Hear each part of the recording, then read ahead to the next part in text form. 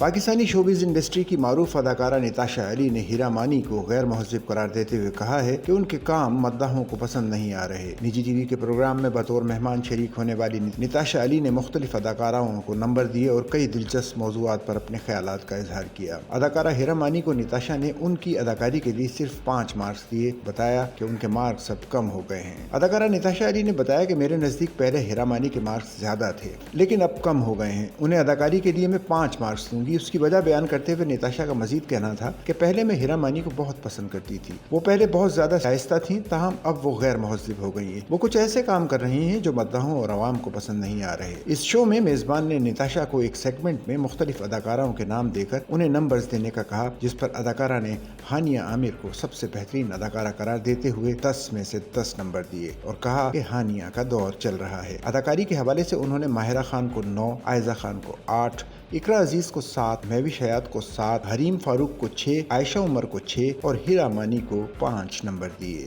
Sachal news network की videos में खुश आमदेद। नाजरीन, वीडियो से मुतालिक अपनी कीमती राय का इजहार कमेंट बॉक्स में ज़रूर करें और चैनल को सब्सक्राइब करें।